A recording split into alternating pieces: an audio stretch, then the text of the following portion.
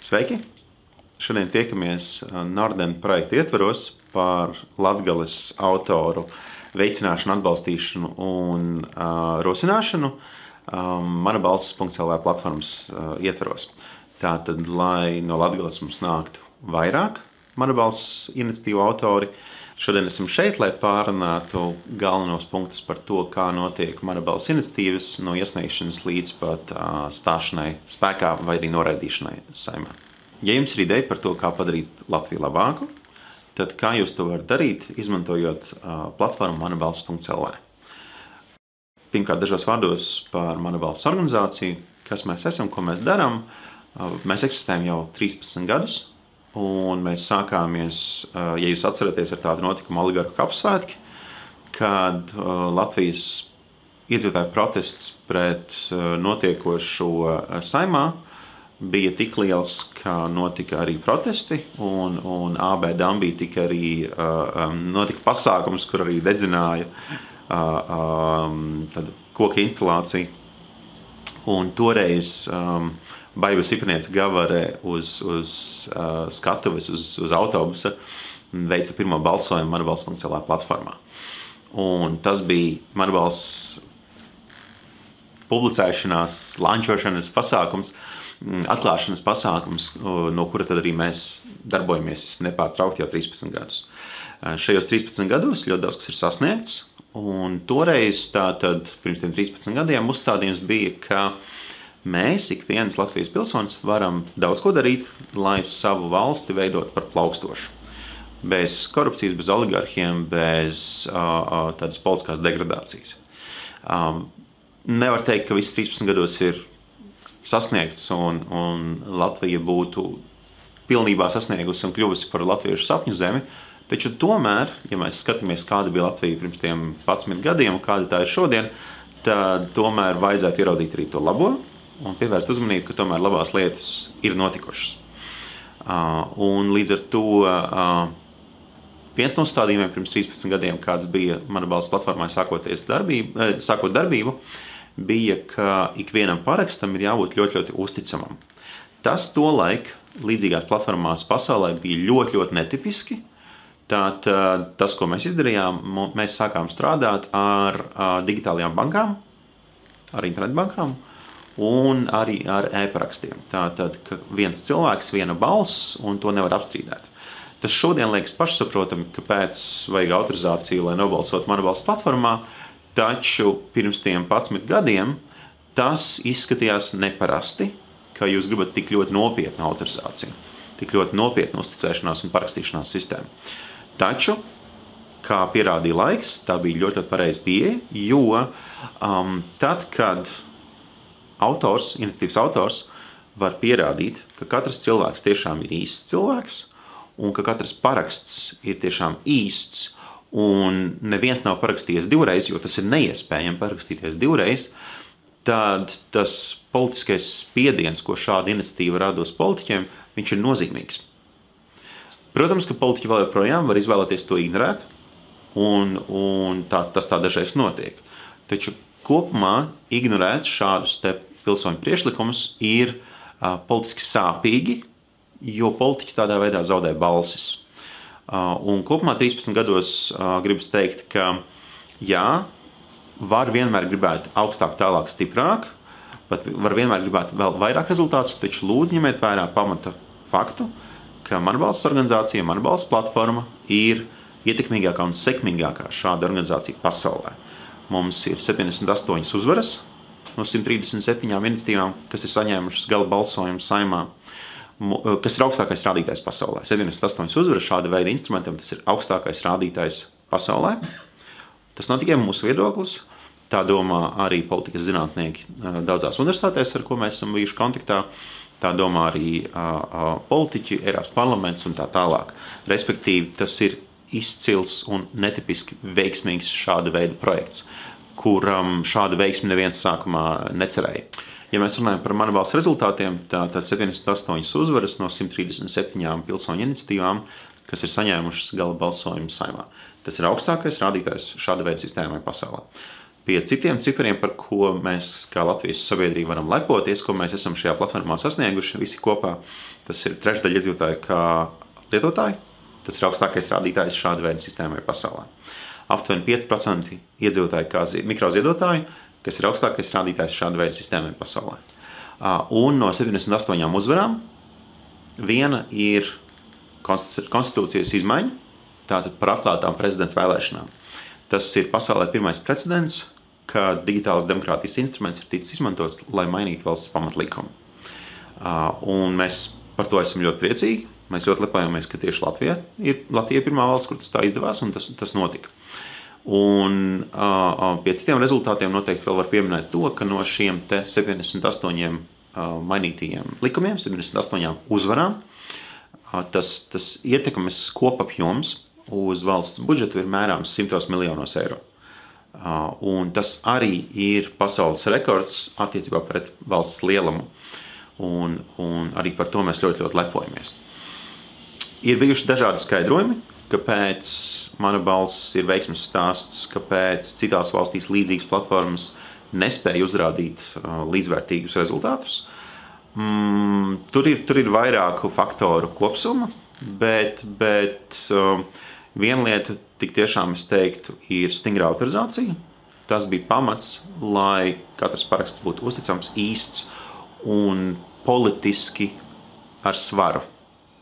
Jo 10 000, ja tie būtu 10 000 parakstu, kas ir notikuši tikai ar, piemēram, e-pastu, vai, teiksim, ja tie ir 10 000 laiku Facebookā zem kaut kāda priekšlikuma, politiķi to var ignorēt. Jo tie 10 000, tie var būt fake, tie var būt boti skripti, tie var būt neīsti cilvēki. Taču, ja tie ir 10 000 īsti cilvēku, kas ir ar savu digitālo parakstu vai internetbanku parakstījušies, tas ir jūsu elektorāts. Respektīvi, politiķi to redz kā elektorātu. Un kaitināt elektorātu demokrātiskā valstī politiķi pārāk nedrīkst. Nākamais pamatakmens, ko es teiktu, kāpēc Mana balss sistēma ir izdevusies un kāpēc ir vērts to lietot un kāpēc ir vērts būt par autoru, tātad ir tas, ka mums šajos gados ir izdevusies, mēs to saucam par uzticības ekosistēmu.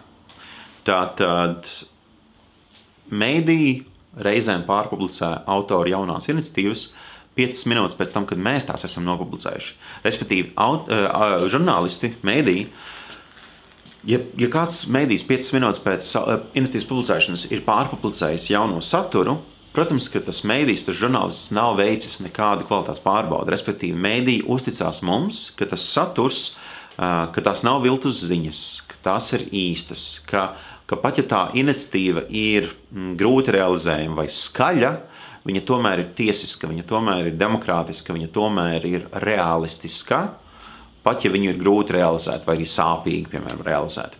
Līdz ar to uzticības ekosistēma arī tādā ziņā, ka parlaments, saima un politiķi uzticās mums, un visbeidzot arī uzticības ekosistēmā pilnīgi noteikti ietilpst ļoti daudzie eksperti, tematiskie eksperti, ar kuriem mēs runājam, konsultējamies par ikvienu no iniciatīvām. Tātad ir šajos gados droši vien jau varētu teikt simtiem laikam ekspertu, kas ir bez maksas snieguši konsultācijas. Tie ir juristi, tie ir tematiskie eksperti gan valsts iestādēs, gan privātajos uzņēmumos, gan asociācijās, federācijās, nozaru organizācijās un tā tālāk.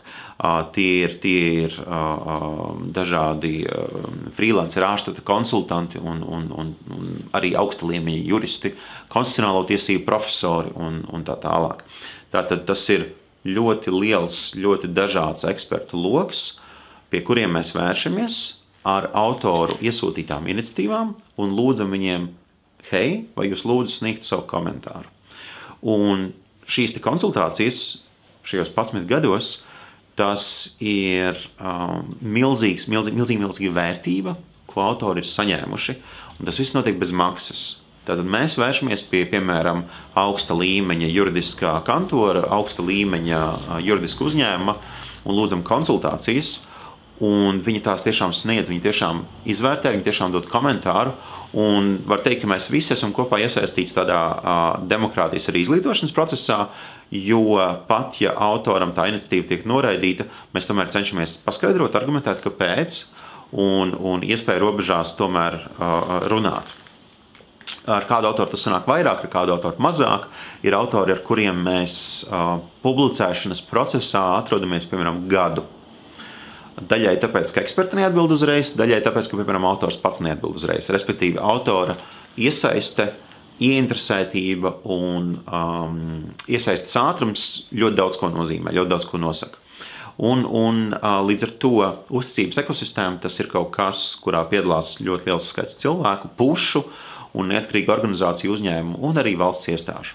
Vēl viens iemesls, kādēļ Mana balss organizācija ir rezultatīva ar pilsoņu iniciatīvu platformu, kamēr citās valstīs mēs novērojam stipri pieticīgākus rezultātus, ir tas, ka mēs esam neatkarīga organizācija. Mēs vienmēr esam bijuši politiski neatkarīgi, mēs esam vienmēr bijuši neatkarīgi no valsts, un līdz ar to tāda lieta kā politiskie jumti vai kaut kādas tirgošanās vai ietekmēšana, tas nekad uz mums nav attiecies. Mēs vienmēr esam bijuši neatkarīgi, mēs vienmēr esam strādājuši Latvijas kopīgajam valsts labumam, un, kā teica, piemēram, augstākās tiesas tiesnesis privātā komunikācijā jau pirms vairākiem gadiem, tad ja kādam Latvijā var uzticēties, tad tā ir Mana balss organizācija.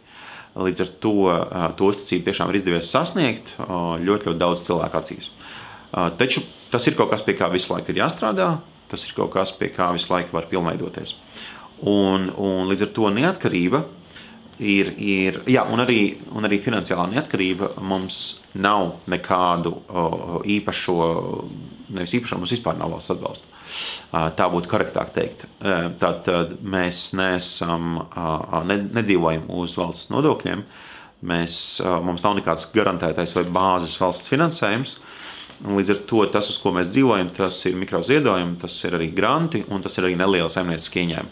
Respektīvi, tas nozīmē, ka ja kāds politiskais spēks gribētu mūs ietekmēt, izmantojot finanšu instrumentus, respektīvi vai kaut ko tur tendenciozi rīkoties, tad tādas iespējas nav. Jo Mana balss platforma eksistē pateicoties mikroziedojumiem, piemēram, no jums. Noteikti jūsu vidū arī ir kādi, kas ir ziedojuši, un paldies jums par to. Paldies ikvienam ziedotājam, no vismazākā līdz vislielākajiem. Jūs esat tie, kas to neatkarību arī veido un ļauj mums strādāt. Un starp citu arī politiķi paši ir teikuši, ka viens no iemesliem, kāpēc Mana balss organizācija ir tik sekmīga, ir neatkarība. Tā ir neutralitāte. Ir tas, ka mēs neesam saistīti ne ar vienu politisko partiju. Mēs neesam privileģētās attiecībās ne ar vienu politisko spēku. Jā, protams, ir tie, kas teiksim, piemēram, ir autori, kur ideju mēs nepublicējam, jo viņi nav saskaņā ar noteikumiem, un tad autors ventilē dusmas un neapmierinātību un stāsta, ka, lūk, mēs esam pret viņa ideoloģiju. Realitāte ir tāda, ka mēs publicējam un pie mums var atrast gan liberāļu, gan konservatīvo, gan arī demokrātiski noskaņotu krievu aktīvistu iniciatīvas, un līdz ar to mēs demokrātiskā rāmja ietvaros esam draugos ar ikvienu aktīvistu, ar ikvienu politisko pilsoņu lobby grupu, tik ilgi, kamēr tiek respektēts Latvijas Satversmes kodols, pamats, tik ilgi, kamēr iniciatīva ir patiesa, tik ilgi, kamēr iniciatīva ir realistiska. Jā, mēs esam publicējuši plaša spektra saturu un turpināsim to darīt. Patiesībā arī mums ir ticis jautāts starptautiskajās konferencēs no nevalstisko organizāciju puses, piemēram, kāpēc mēs esam ideoloģiski neitrāli, kāpēc mēs pozicionējamies kā ar plašu rāmi iekļaujoša platforma, kāpēc mēs nefokusējamies, piemēram, uz progresīvo jaunatni. Uz to atbildi mums ir vienmēr bijusi, ka demokrātija ir plašāka kā tikai viena ideoloģija, tik ilgi, kamēr jūs esat par demokrātisku Latviju, visdrīzāk, ka jūs atradīsiet vietu un jūs varēsiet pie mums publicēties. Labāk ir būt draugos ar visām ideoloģijām, kas ir demokrātiskās ideoloģijas ietvaros, nesot tuvās sabiedrotā statusā ne ar vienu no tām. Respektīvi, mēs izvēlamies demokrātisko neutralitāti. Vienlaicīgi, ja mēs esam arī kā bijušais prezidents Levits no konstitucionālo tiesību teorijas viedokļa teica, mēs izpildām pašaizsargājošās demokrātijas principus, jo mēs nevis tehniski publicējam visu, kas mums atnāk, bet mēs veicam kvalitātes kontroli, izmantojot pasaulē unikālu kvalitātes kontrolas mehānismu. Mēs konsultējam, mēs runājam, mēs komunicējam, un mēs esam pret to, kas varētu kaitēt demokrātijai. Un tādējādi mēs izpildām pašaizsargājušās demokrātijas principus. Līdz ar to ir virkne ar iemesliem, vairāki svarīgi iemesli, kādēļ Mana balss platforma ir sekmīga. Un neatkarība arī ir viens no kritiskajiem punktiem, kādēļ tas tā ir. Ir bijuši partiju balsojuma instrumenti, kad kāda partija konkrēti uzstājas savu nelielu balsošanas instrumentu, un visiem ir skaidrs, ka tas ir konkrētās partijas instruments, tad tur atnāk 2000 cilvēku, nobalso vai aptuveni.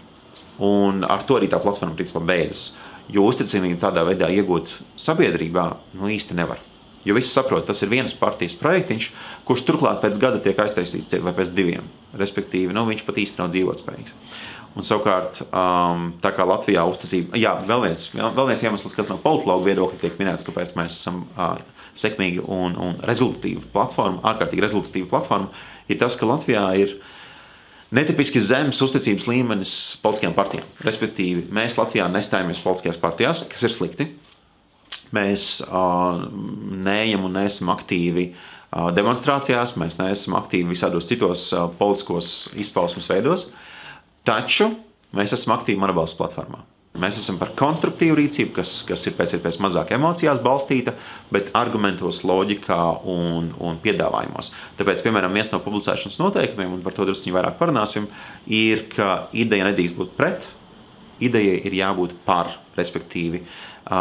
Mēs, piemēram, iniciatīvas ik pa laikam atnāk atlaist Saeimu. Mēs visiem šiem autoriem ir bijuši arī iniciatīvas atlaist prezidentu, atlaist premjeru, atlaist ministru, atlaist domas priekšsēdētāju, ģenerālu prokuroru, visus vajag atlaist. Tas viss ir jauki, taču visiem šiem atlaidējiem mēs vienmēr sakām, sakiet lūdzu, kādu vajag ieviest mehānismu, lai nākošā Saeima, lai nākošais prezidents, lai nākošais premjeras, lai nākošais ministrs jūs nekaitinātu un jūs neatlaistu to nākamo ar tieši tiem pašiem argumentiem. Jo nostāties pret, tas ir, bet nostāties pret ar ierosinājumu, kā darīt labāk, kādas sistēmiskās pārmaiņas vajag ieviest, lai, piemēram, nākošais politiķis nezaktu tajā amatvietā. Jūs esat pret zakšanu, tas ir ļoti, ļoti labi, bet pasakiet, kā nākamais vai nākamā Saeima nevarēs izdarīt to slikto, ko jūsuprāt ir izdarījis esošais politiķis. Un, protams, ka daļā gadījumu autori pasaka jā, labi, un uzraksta konstruktīvu priekšlikumu. Taču, diemžēl, lielākajā daļā gadījumu izrādās, ka autors, tas atlaidējs, kurš grib atlaist, īsti neko nevar piedāvāt. Un tad sanāk, tad jau jums īsti nebija risinājuma. Risinājums vienkārši visus atlaist, cik daudz reižu jūs gribat visus atlaist? Vai tiešām atlaišana ir risinājums? Lūk, tas ir attiecībā par Mana balss platformas veiksmes faktoriem.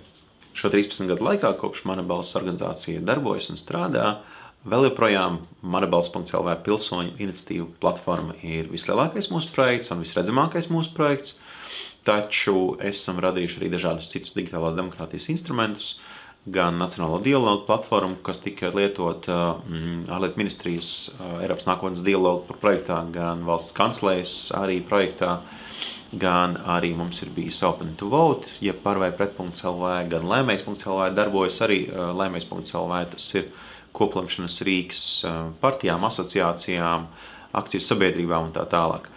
Līdz ar to gadu gaitā ir veidoti un lietot tikuši dažādi instrumenti, dažādi projekti, Daļai tas ir saistīts ar to, ka mēs esam atkarīgi arī no grantu finansējuma, mums ir svarīgs grantu finansējums, un granti vienmēr prasa kaut ko jaunu radīt.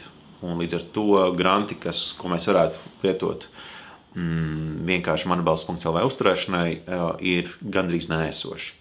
Un tādēļ arī grantu ekosistēma faktiski veicina, ka visu laiku ir jātaisa nākošie un vēl nākošie un vēl nākošie projekti.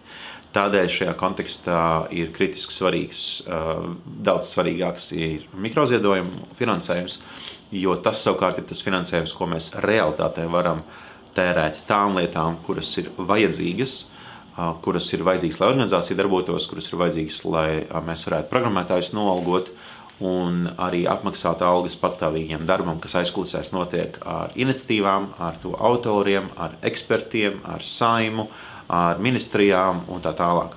Un arī pašvaldībām, jo mēs strādājam arī pašvaldību līmenī, tad kolektīvie iesniegumi ir nacionālajā līmenī iet uz saimu, taču kolektīvie iesniegumi var būt arī pašvaldību līmenī. Tātad, kad jūs redzat lietu, ko jūs vēlaties mainīt savā pilsētā, savā novadā, tad jūs varat tagad jau 2 gadus rakstīt arī iniciatīvu, pilsoņu iniciatīvu, jeb juridiskais termins ir kolektīvie iesniegumi sava novada, savas pilsētas ietveros. Un parakstu skaits, kas ir vajadzīgs kolektīviem iesniegumam pašvaldībā, ir daudz zemāks. Tie ir parasti 200 paraksti, un Rīgā tas ir vairāk, Rīgā tie ir 2000 parakstu, bet mazākos novados tas ir daudz mazāks cipars. Un līdz ar to pašvaldībām tagad ir obligāti jāizvērtē un jādiskutē un jālemj un jābalso par iedzīvotāju kolektīviem iesniegumiem. Un tas ir viens no mehānismiem, kā jūs varat ietekmēt lietas savā apkārtnē, savā kopienā, savā pilsētā, savā ciemā.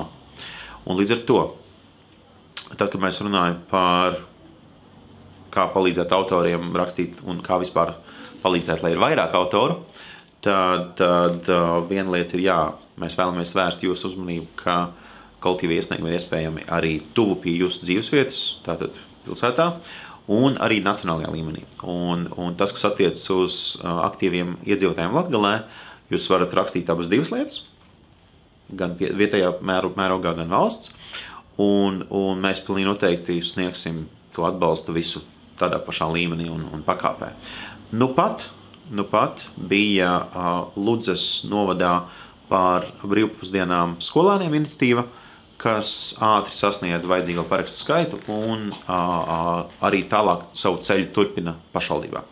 Līdz ar to darīt var, neizdodas tiem, kas nemaz nemēģina. Dažos vārdos par Latviju, Latvijas demokrātiju un Latgali un Latgales demokrātiju. Mēs esam diezgan nikni savas valsts kritizētāji un brīžiem pat nīdēji. Daļā gadījumu tas ir pamatoti, taču daudzos gadījumos tas ir nepamatoti. Te es vēlētos vērst jūsu uzmanību, ka tā nav taisnība, ka valsts dara visu iespējamo, lai kaitētu saviem iedzīvotājiem. Mēs ar šādiem paziņojumiem esam saskārušies no iedzīvotājiem. Tā nav, ka valsts un valdības svētākā misija ir iedzīt visus nabadzībā. Tā nav taisnība. Tā arī nav taisnība, ka Latvija būtu neizdevusies valsts un tam līdzīgi. Taču nevajag krist arī otrā grāvī un teikt, ka Latvijā viss ir perfekti. Ja Latvijā viss būtu ideāli un perfekti, tad arī mēs, kā Manabalss organizācija, nestrādātu un nedarītu to, ko mēs darām. Mēs darām to, ko mēs darām, jo mēs ticam, ka mūsu darbam ir ietekme un jēga un ka valstī ir daudz, kas jāmaina. Un mēs ticam, ka ik viens no mums ir tas potenciālais darītājs, kas arī to spēj darīt un sasniegt. Un Manabalss 78 uzvaras ir izcils pierādījums tam, ka mēs tik tiešām spējam mainīt savu valsti, ka mēs varam dāvināt savas idejas valstī un ka mēs varam panākt, ka tās idejas kļūst par īstenību un par ieviešas dzīvē. Un tāds nebūtu nav vienīgais piemērs, bet tas ir viens no spilgtākajiem piemēriem un tas ir mūsu organizācijas darba piemērs. Tātad, attiecībā uz Latviju tas, kas ir jāņem vērā, ir, ka Latvija ir attīstīto valstu pasaules attīstīto valstu grupā, taču tik tiešām mēs esam attīstīto valstu lejas galā. Tā arī ir taisnība. Ja paskatās, kādas bija algu atšķirības starp Latviju un Somiju 92. gadā un kādas ir šodien, tad var redzēt, ka mēs esam ļoti pietuvojušies Eiropas vidējiem līmenim. Mēs esam ļoti samazinājuši savas, piemēram, algu atšķirības starp Latviju un Somiju. Līdz ar to vēl ir tāls ceļš ejams, taču jau ļoti tāls ceļš ir paveikts. Un tas ir mūsu visu kopīgais sasniegums. Paldies visiem tiem, kas iet uz vēlēšanām, paldies visiem tiem, kas ir iestājušies partijās, paldies visiem tiem, kas maksā nodokļus, paldies visiem tiem, kas ir zemessardzē, paldies visiem tiem, kas ir armijā, un paldies visiem uzņēmējiem, kas dibina uzņēmumus un iet cauri traumām, sitieniem, puniem, bet turpina iet uz priekšu. Un paldies visiem arī, piemēram, skolēniem, kas vēlas ar izcilību pabeigt savu skolu un darīt to labāko, ko tikai ar savu dzīvi var izdarīt nākotnē. Līdz ar to mēs visi kopā, tas ir tas, ko es vēlos uzsvērt, radām labāku rītdienu sev un arī saviem bērniem. Attiecībā uz Latgali ir bijis ekonomiski depresīvāks reģions ilgstoši, ļoti ilgstoši. Un ir sanācis gan izvērt tāds tā kā vāveres ritenis, no kura netiek īsti ārā. Jo ir, piemēram, tas, ko mēs zinām, kontaktējoties ar Latgales uzņēmējiem, ir tas, ka vietējiem klientiem ir maz naudas, tātad viņi maksā mazāk, maksā vēlāk, maksā ar kavēšanos. Tas nozīmē, ka nauda aprit lēnāk un savukārt pakalpojumu sniedzējiem ir grūtības tad, piemēram, ieguldīt attīstībā un pašiem laikā norēķināties par saviem izdevumiem. Līdz ar to tā ķēdīte iet aizvien garāk un lēnāk. Tad ir daļa uzņēmēji, kas dzīvo tikai pelēkajā zonā un nemaksā nodokļus, un arī ar tādiem ir sadarbības problēmas, un tad no tādiem arī nenāk, piemēram, pašvaldību budžetā naudiņa. Līdz ar to daudz kas ir ielaistas problēmas, kuras īsti nesanāk atrisināt. Attiecībā uz Latgales pārticību un uz nākotni, lūdzu ņemiet vērā, ka Latgales gadījumā ir spēkā tas pats, kas ir spēkā par Latviju. Ja jūs domājat, ka Latvijā ir grūti izmainīt, kā notiek lietas, piemēram, valsts līmenī vai reģionālā līmenī vai pilsētas līmenī, tad ņemiet vērā, ka ja jūs dzīvotu Ņujorkā, Berlīnē vai Londonā, tad jūsu spēja ietekmēt un mainīt valsts rīcību tur būtu neizmērojami mazāka. Un Latvijā savukārt iedzīvotāji ir mazāk, sabiedrība ir diezgan digitalizēta, un jūs varat izdarīt lietas ātrāk, un jūs viņas pa īstam varat izdarīt. To, ka Mana balss 78 iniciatīvas ir tik mainījušas likumu, tie ir autori, kuri lielākoties nav politiskajās partijās, tie nav mārketingā un PR prasmīgi, sabiedriskajās attiecībās prasmīgi eksperti. Tie ir cilvēki no ielas, tie ir individuālie, tas privātpersonas un tā tālāk, un viņiem izdodas mainīt valsts likumu. Līdz ar to jūsu rokās ir vairāk instrumentu, vairāk iespēju, nekā mēs par to ikdienā aizdomājamies. Ik viens esat aicināts ne tikai pasīvi vērot savas sabiedrības, savu pilsētu, savu valsti, bet tik tiešām domāt, es redzu kaut ko netaisnīgu, es redzu kaut ko nepareizu, es redzu kaut ko sliktu, bet kā vajadzētu būt pareizāk, bet kā būtu labāk. Ja es redzu netaisnību, tad kāda ir mana reakcija uz to?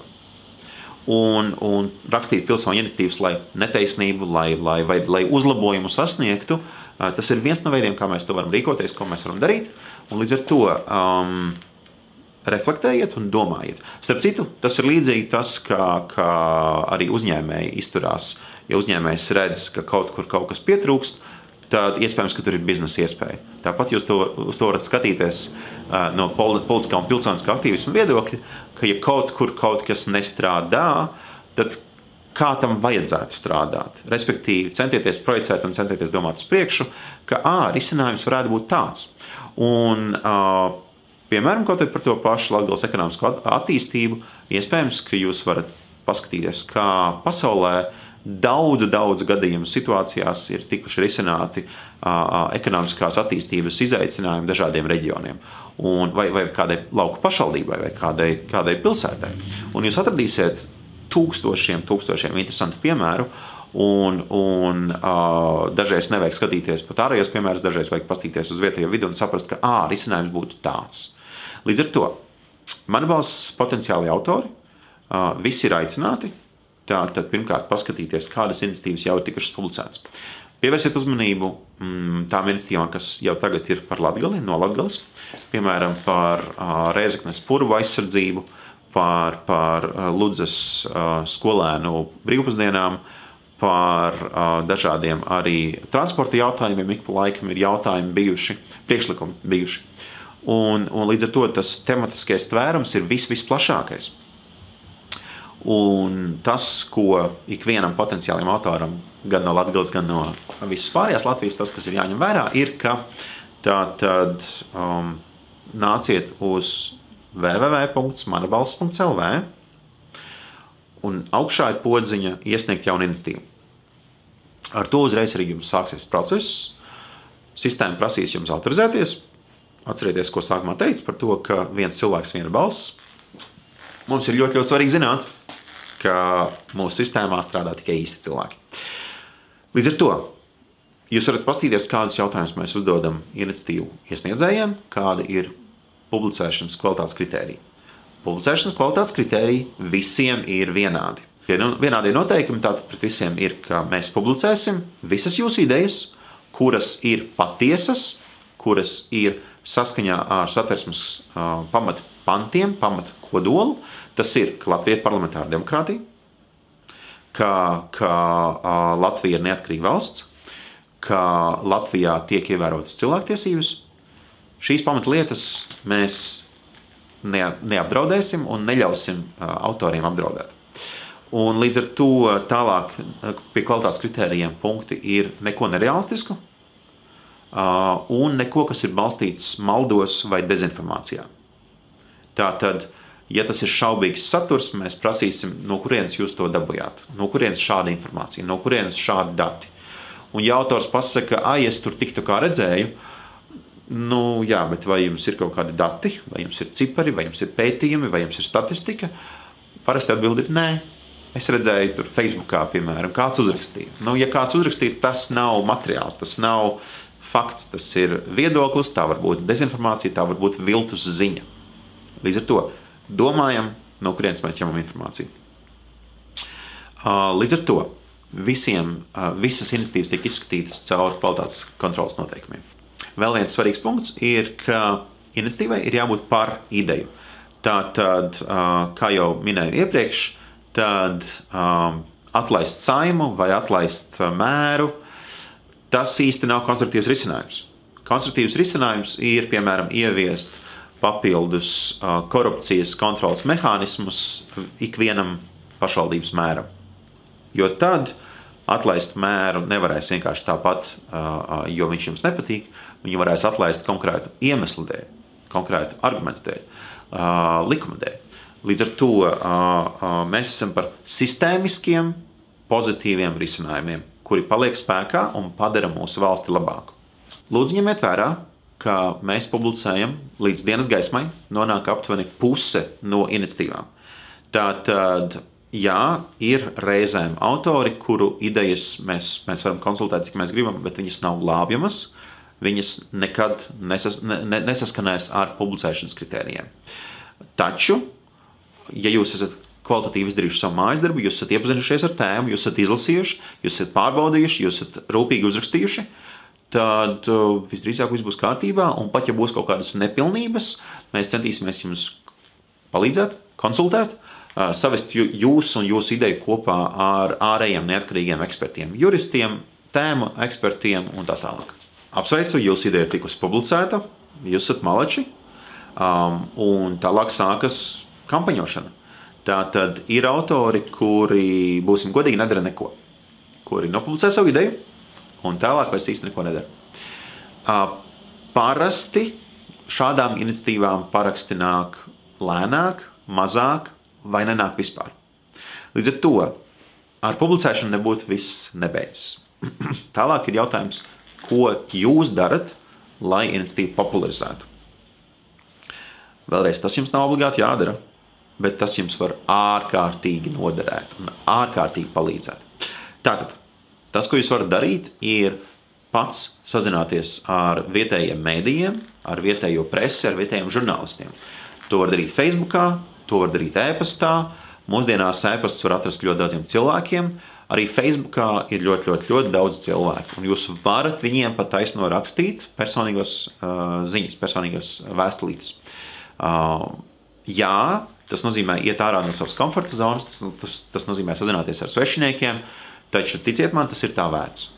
Neviens pret jums nelaipni rupji visdrīzāk nekomentēs un neizturēsies. Žurnālisti ir pieraduši visu laiku komunicēt ar jauniem cilvēkiem. Un tas ir daļa no viņa darba, uzzināt jaunas lietas un publicēt un informēt sabiedrību par tām. Līdz ar to jūs esat laipni aicināts un mudināts sazināties ar žurnālistiem, bet arī nākamā lieta ir sazināties ar nevalstiskajām organizācijām, kuras tematiski saskan ar jūsu tēmu. Ja jums ir tēma, kurai tur sabiedriskās organizācijas īsti nav, viss kārtībā, neuztraucieties, viss būs kārtībā. Varbūt, ka jūs zināt kaut kādus influencerus, ietekmeļus, kuri ir kādā no sociālajiem tīkliem izteikušies par jūsu tēmu. Tiem arī ir vērts uzrakstīt un lūgt atbalstu iniciatīvas popularizēšanā. Daži populāri cilvēki ir gana daudz, lai pēkšņi iniciatīvu ieraudzītu ļoti daudz cilvēku. Un tad ir, protams, politiķi. Ar politiķiem, jo agrāk jūs sāksiet runāt, jo labāk. Rēķinieties, ka politiķi mēs būtu aizņemti, līdz ar to ir politiķi, kuri uz jūsu, piemēram, e-pastu nereaģēs vispār. Diemžēl dažreiz ir arī tā. Taču, tomēr gana daudziem politiķiem ir palīgi, vietnieki un tam līdzīgi, kuri, pašvaldībā mazāk, bet vai tas ir vairāk Saeimā, bet katrā ziņā ar tematiski ieinteresētiem, saistītiem politiķiem ir vērts sazināties, teikt, ka jūs cenšaties aktualizēt tādu problēmu, ka jums vajag valsts atbalstu, jūs vēlaties pārmaiņas, un vai jūs varat gan lūgt padomu politiķim, jūs varat lūgt atbalstu politiķim. Ja tas ir nacionāla līmeņa jautājums, iesakām politiķiem, piemēram, Saeimā vai viņu palīgiem, uzdot jautājumu, vai mēs varētu tikties uz mazu kafiju, vēlos lūgt jūsu palīdzību pie tādu un tādu jautājumu. Ja kāds politiķis jums saka nē, tas nekas, ir nākamais, rakstiet vēl nākamajiem, un rakstiet vēl nākamajiem. Respektīvi, disciplīna, pacietība ir ļoti svarīga, jo šis nav sprints, šis ir daudz vairāk maratons.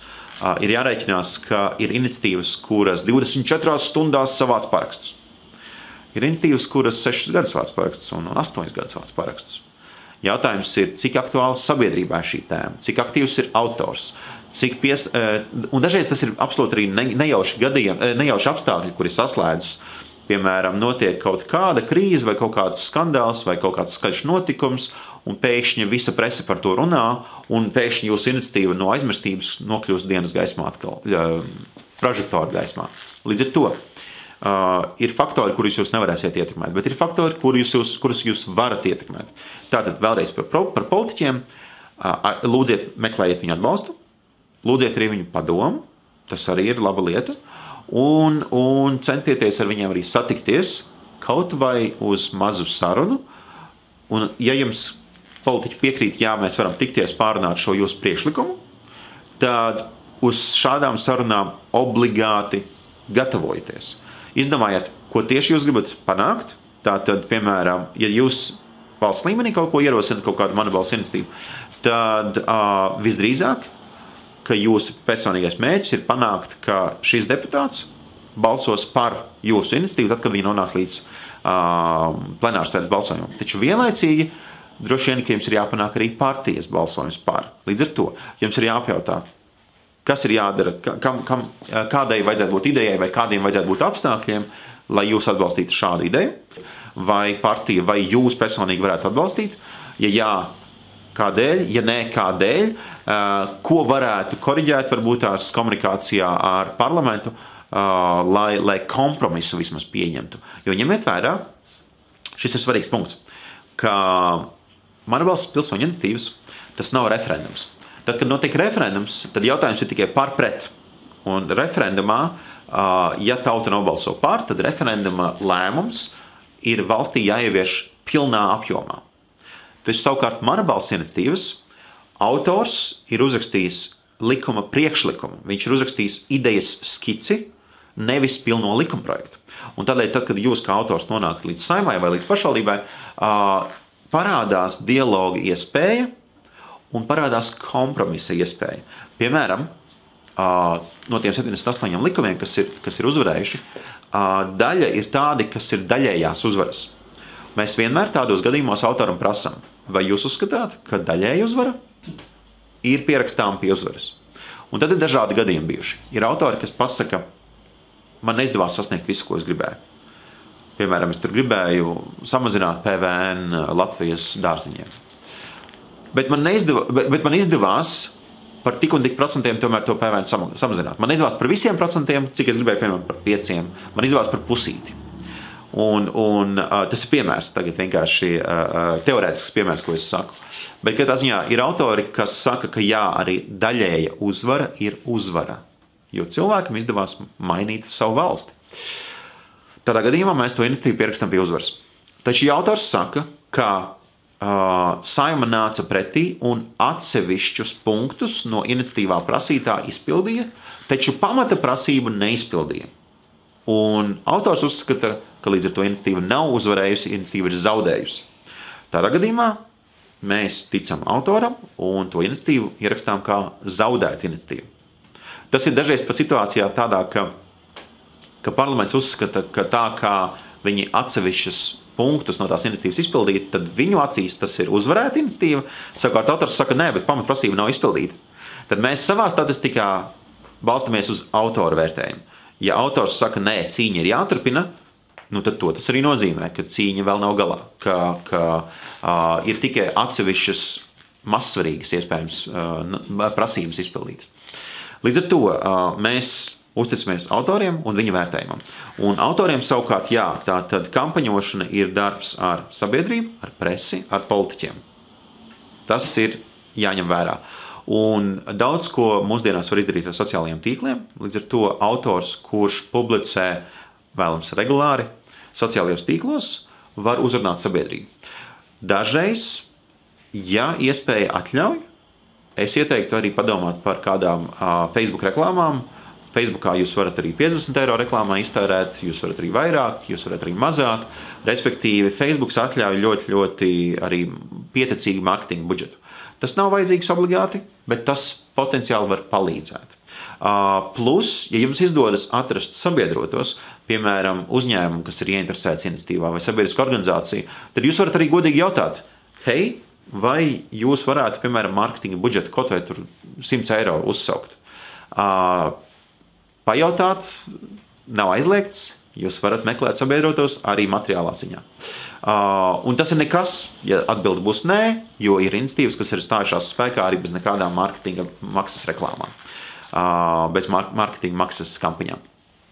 Lūk, tas būtu par to.